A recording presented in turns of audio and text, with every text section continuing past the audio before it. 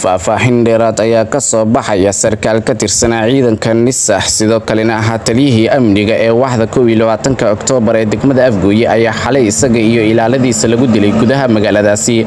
Warar soo baxaya ayaa sheegaya in sarkaalka la dilay ay gurigiisa saqdada ku weerareen ciidamo kale oo ka tirsanaa kuwa dawladda Soomaaliya kadibna ay dileen. Sarkaalka la dilay ayaa waxa magaciisa lagu soo koobay Anwar waxaana la dilay saddex ka mid ah ilaaladiisa. Falkani ayaa waxa sidoo kale ka dhashay cara hoggan shacabka ku dhaqan waaxda 21 Oktoobar ee degmada Afgooye ayaa maanta isu soo baxay halkaasi waxayna dhigeen dibadbaxyo cabasho ah.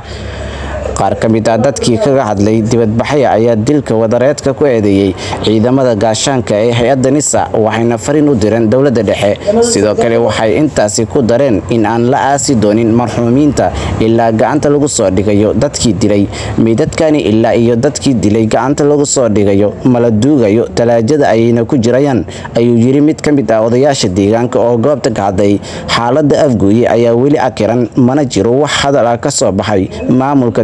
iyo saraakiisha laamaha amniga ee ku aadan dhacdadaasi. Maxamuud Maxamed Axmed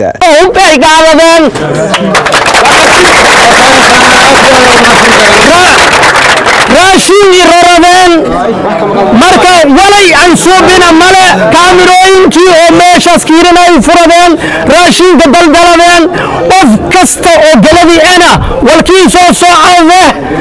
داميسكي شاغانا والكيسو صعبه بقرتوين هذا جرنيو اوي كما صحابه جريو اني كان هايو اوي جلس لايو كورونا اني دور لو كورون دد دنياده واس ولا كلا اسكمين اسكلا مغالبه البول الله madaxweynaha oo Soomaali Xasan Sheekh Maxamuud 24 saacadii ka soo jawaabay dhibaatada xasuuqan awlaadana la karidi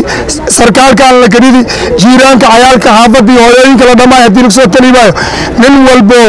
nabadoon saraakiil islaya waxaas la xildhibaan islaya wasiir islaya nin walbo maamulka galadi matala oo galadi maamulka jiro arintan hadiska fareetaan waxasna matala doortaan oo ilaahay male arintan si degdegsiin in wax laga soo qabada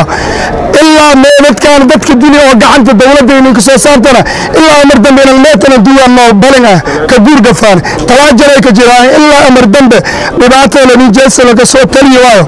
unugan duugaana mal talaajay iska jiro kore ilaa fiina wiita sidaas iyo nabad galiyo wala dhimadaasana wikiskii wala warxani hataa diyaar wahaana wala hadii ka haasan gabaasha nuudkan wala isin xornimka wala xornaatiin gudoomiyaha xornaaha kan sayid garada xornaaha waalidiintii xornaaha sanad walba bana dil loo geysto aan ka aamusno horta xaq maaha hatta dareeski loo soo waro darees ciidan anana waxaana ciidamada qaranka Soomaaliya in xaqiiqadan oo diyaarada lagu soo weeraro dad oo la kaxaan oo loo soo weeraro dhibaato waana Ibrahim Maxamed Mayo oo idinkaga soo waramaya Afgooye oo Shabeellaha Hoose